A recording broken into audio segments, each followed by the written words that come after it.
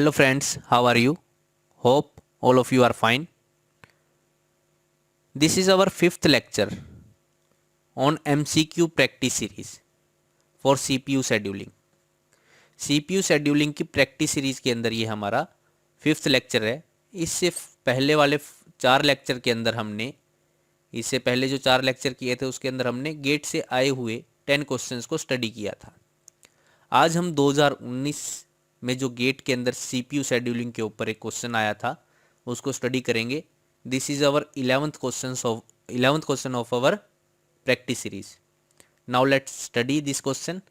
Consider the following 4 processes with arrival time in milliseconds. यहाँ पे 4 processes आपको दे रखी हैं P1, P2, P3 and P4। The arrival time are given 0, 1, 3 and 4 and burst time दे रखा है 3, 1, 3 and Z। We have to find out the value of this Z। तो यहाँ पे पढ़ते हैं कि Z की वैल्यू हमें चाहिए, तो वो किस प्रकार से निकालनी है। This process are runs in a single processor using primitive shortest remaining time first. यानी हमें प्रीएम्प्टिव SRF आपको क्या लगाना है, शेड्यूलिंग एल्गोरिदम लगाना है, और उससे जो आपका एवरेज टाइम आएगा वो कितना आना चाहिए, 1 मिली सेकेंड आना चाहिए। अगर आपका एवरेज वेटिंग टाइम कितना आता है, 1 मिली सेकेंड आता है, तो आपकी Z की वैल्यू क्या होनी चाहिए कि आपका एवरेज वेटिंग टाइम जो है वो क्या आ जाए, 1 मिली सेकेंड आ जाए। Is that clear? Now we will do this question. Now students, the arrival time of P1 process is 0। तो अभी 0 टाइम के ऊपर है, T=0 के ऊपर आपके पास केवल एक ही प्रोसेस है, दैट इज P1, और उसका बर्स्ट टाइम कितना है, 3। लेकिन अभी हमारे पास केवल एक ही प्रोसेस है P1, तो हमें चेक करना ही नहीं पड़ेगा कि किसका टाइम शॉर्टेस्ट है। ऑब्वियसली बात है, एक ही प्रोसेस है तो इसी का रनिंग टाइम हम क्या मान लेंगे, शॉर्टेस्ट मान लेंगे। तो हमने क्या किया, P1 प्रोसेस आपका CPU को दे दिया। तो CPU को देने के बाद अब प्रोसेस 0 से 1 यूनिट टाइम तक आपकी क्या चलेगी, P1 प्रोसेस चलेगी। Now at time T=1, T=1 time के ऊपर अपनी P1 प्रोसेस तो है ही। अब P1 प्रोसेस का T1 टाइम के ऊपर जो ब्रश टाइम है वो कितना रह गया, that will be 2 unit time, क्योंकि 1 यूनिट टाइम तो चल चुका है। T=0 के ऊपर P1 का जो ब्रश टाइम था वो 3 यूनिट था। अब T=1 के ऊपर जो P1 का ब्रश टाइम है वो कितना रह जाएगा, आपका 2 unit. Now we have 2 processes at T=1, that is P1 which have a brush time 2 unit and P2 which have a brush time of 1 unit. Now we have to apply the shortest remaining time first. तो हमें क्या करना है, इन दोनों के अंदर से check करना किसका ब्रश टाइम कम है। तो we know that the P2 has a lower brush time than P1। तो यहाँ पे आपकी कौन सी प्रोसेस चलेगी, अब P2 process will run for how much time, 1 unit time. तो हम एक एक यूनिट टाइम को लेके शॉर्टेस्ट रिमेनिंग टाइम फर्स्ट के अंदर हम एक एक यूनिट को लेकर ही करेंगे ताकि अच्छे तरीके से समझ में आ जाए। तो T=2 के ऊपर क्या हुआ, P1 प्रोसेस का जो ब्रश टाइम है वो खत्म हो गया, दैट मीन्स जो P2 प्रोसेस है वो आपकी क्या हो गई, कंप्लीट हो गई। नाउ एट T=2, तो आप देखेंगे T=2 के ऊपर एक तो हमारे पास P1 प्रोसेस है which have a burst time 2 unit time and there is no other process as T=2। T=2 के ऊपर हमारे पास और कोई दूसरी प्रोसेस नहीं है। P3 process will come at time T and P4 process will come at time 4। तो हमारा P2 प्रोसेस के बाद कौन सी प्रोसेस चलेगी, P2 प्रोसेस के बाद हमें P1 प्रोसेस ही दोबारा से रन करवानी पड़ेगी। तो हमने P1 प्रोसेस को रन करवाया, कितने टाइम तक रन करवाया, 1 यूनिट टाइम तक रन करवाया। Now time will become 3 and P1 will have a burst time of 1 unit. तो 2 में से एक यूनिट टाइम तो उसने रन कर लिया है, आपका कितना बच गया, 1 यूनिट टाइम आपका बच गया। Now P3 has also arrive, तो P3 प्रोसेस आ चुकी है T=3 के ऊपर। Now we have 2 processes P1 and P3। तो P3 आपकी क्या है, आपकी P3 का ब्रश टाइम कितना है, 3 यूनिट टाइम है। Now we will check which have lower burst time. तो P1 प्रोसेस जो है आपका उसका ब्रश टाइम जो है वो कम है, तो हमारी कौन सी प्रोसेस चलेगी, P1 प्रोसेस ही चलती रहेगी। कितने टाइम तक चलाया हमने, 1 यूनिट टाइम और चलाया, तो P1 की जो ब्रश टाइम है वो क्या हो गया आपका 0। Now at time t is equal to 4, अब 4 यूनिट टाइम हो गया। P1 प्रोसेस भी कंप्लीट हो चुकी है आपकी, P2 प्रोसेस भी कंप्लीट हो चुकी है। Now there is P3 process which has a burst time of 3 unit and P4 process also has arrived at t is equal to 4 and having the burst time of z unit. Now this is the question. तो actual question start होता है यहां से कि हम कौन सी process को लेंगे, क्योंकि हमें z की वैल्यू तो पता ही नहीं है।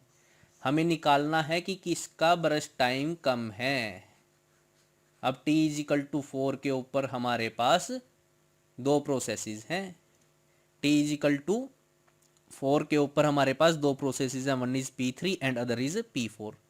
Now we don't know whether 3 is greater than z और 3 इज लेस देन z, हमें नहीं पता है।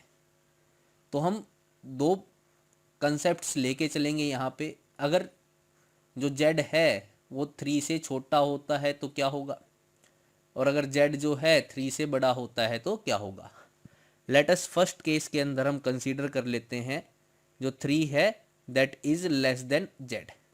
3 जो है वो z से कम है, तो ऑब्वियस सी बात है जो 3 है z से कम होगा तो P3 का प्रोसेस टाइम आपका क्या होगा, कम होगा, तो P3 प्रोसेस विल रन। तो आपकी कौन सी प्रोसेस रन करेगी, P3 प्रोसेस विल रन। तो अगर P3 प्रोसेस रन करेगी तो कितने टाइम तक रन करना है इसको, 3 यूनिट टाइम तक। द टाइम विल बिकम 7, तो टाइम क्या हो जाएगा यहाँ पर 7। And then the number comes to the P4 process. P4 process कितने टाइम तक चलेगी आपकी, z टाइम तक चलेगी, तो आपका टोटल टाइम कितना आ जाएगा 7 plus z। This is the concept, ये आपका कंसेप्ट है।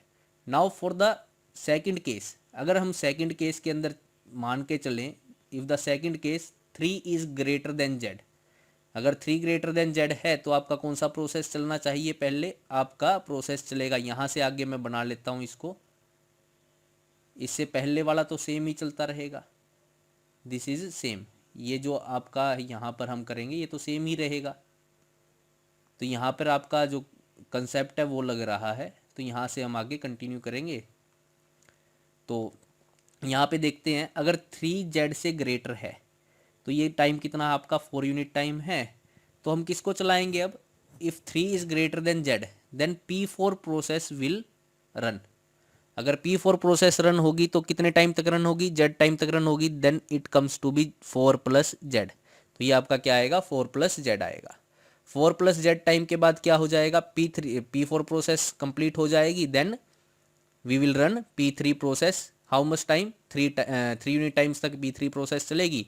तो टोटल टाइम यहाँ पे कितना हो जाएगा, 4 प्लस z हो चुका है, 3 यूनिट टाइम किसने ले लिया, P3 ने ले लिया, तो टोटल टाइम कितना हो जाएगा 7 plus z। These are two concepts for this question. बड़ा ही अच्छा क्वेश्चन था ये, तो आगे इसको सॉल्व करते हैं। Now for this two case we will find out the average waiting time. तो इन दोनों केसेस के लिए हम एवरेज वेटिंग टाइम निकालते हैं, कितना आएगा। Now the average waiting time for the upper वाले केस, जो ये वाला केस है इसके लिए एवरेज टाइम वेटिंग टाइम निकालते हैं। तो एवरेज वेटिंग टाइम निकालने के लिए आपको एक बार अपनी टेबल के अंदर दोबारा से देखना पड़ेगा। Now look at the table, द P1 process comes at t is equal to 0, burst time है उसका 3, और P1 प्रोसेस जो है कंप्लीट कितने पर हुई है, 4 के ऊपर। तो आप जो निकालेंगे कंप्लीटेशन टाइम में से, कंप्लीटेशन टाइम कितना है 4 यूनिट है, अराइवल टाइम कितना है आपका, arrival time is 0 and burst time is equal to 3 unit. तो आपको अगर वेटिंग टाइम निकालना है तो आपको क्या करना है, CT completion time minus arrival time minus burst time, you will find out. तो कितना आएगा 4 minus 0 minus 3 that comes out to be 1। तो P1 का जो वेटिंग टाइम है वो कितना आएगा आपका 1 आएगा। हम किसकी बात कर रहे हैं, इस वाले केस की बात कर रहे हैं, ध्यान रखना। Now for the P2 process, P2 process का हम निकालते हैं कि एवरेज वेटिंग P2 प्रोसेस का वेटिंग टाइम कितना आएगा। नाउ P2 प्रोसेस कंप्लीट कब हुई, 2 के ऊपर कंप्लीट हुई, तो CT minus AT minus BT आपको निकालना है, BT आपको लगाना है। तो कंप्लीट कितने पर हुई, 2 यूनिट टाइम के ऊपर कंप्लीट हुई है, minus arrival time, arrival time कितना है इसका, 1 यूनिट टाइम। भाई देखो इसको मैं थोड़ा सा यहाँ पे समझा देता हूँ कि ये फार्मूला कैसे लिखा है। भाई P2 प्रोसेस को कंप्लीट होने में कितना टाइम लिया उसने, 2 यूनिट टाइम तक वो रहा, 2 यूनिट टाइम तक रहा, लेकिन वो जो प्रोसेस P2 है वो आई ही कितने टाइम पर थी, 1 टाइम पर थी, तो उसको माइनस कर दिया हमने। दूसरा उसने 1 यूनिट टाइम CPU का ही लिया है, तो उसको भी माइनस कर दो। तो उसने वेटिंग टाइम कितना लिया, 0 का ही लिया, तो यहाँ पे 2 minus 0 sorry 1 minus burst time कितना है 1, that comes out to be 0, तो कितना आ जाएगा 0। तो दोबारा से एक बार मैं बता देता हूँ, चलो P3 के अंदर करके देखते हैं, उसके अंदर समझ में आ जाएगा। अब P3 का कंप्लीटेशन टाइम कितना है 7, P3 का जो कंप्लीटेशन टाइम है वो 7, लेकिन ये सारा का सारा 7 यूनिट टाइम्स जो है P3 ने रन करने में नहीं लगाया। रन करने में कितना टाइम लगाया उसने, ब्रश टाइम कितना लगाया, 3 यूनिट टाइम ही उसने लगाया है। तो इसका मतलब बाकी बचा टाइम वो CPU के पास नहीं थी, लेकिन वो आई ही कितने पर थी, T=3 पर ही थी। जैसे ही वो आई उसको क्या मिल गया, जैसे ही वो आई उसको 1 सेकंड के बाद आपको क्या मिल गया, P3 प्रोसेस जो है वो 3 यूनिट टाइम के ऊपर आई थी। अब P3 यूनिट टाइम के ऊपर आई है और उसको CPU मिल गया कितने के ऊपर, 4 के ऊपर।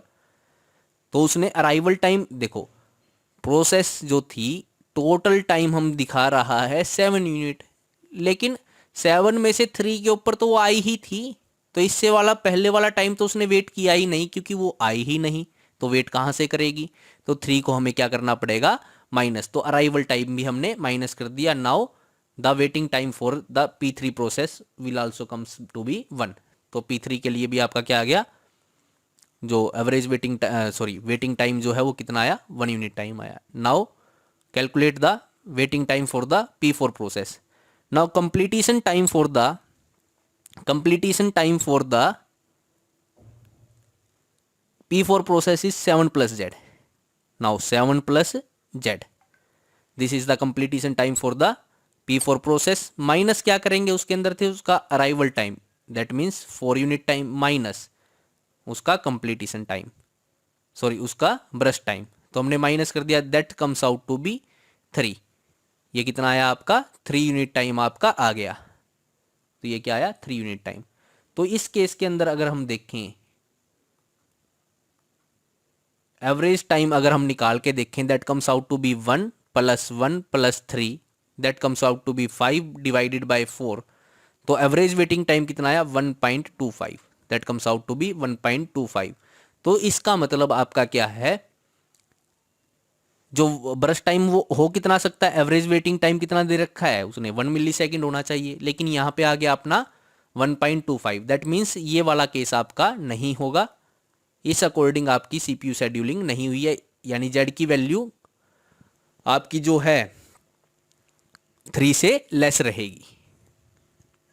तो ये वाला जो प्रोसेस था आपका, एक बार मैं रिपीट करता हूं कि जो यहाँ पे जो फर्स्ट वाले केस के लिए जो आपका क्या आया, एवरेज वेटिंग टाइम आया 1.25, that comes out to be 1.25, लेकिन हमारा आना कितना चाहिए, 1 मिली सेकेंड आना चाहिए।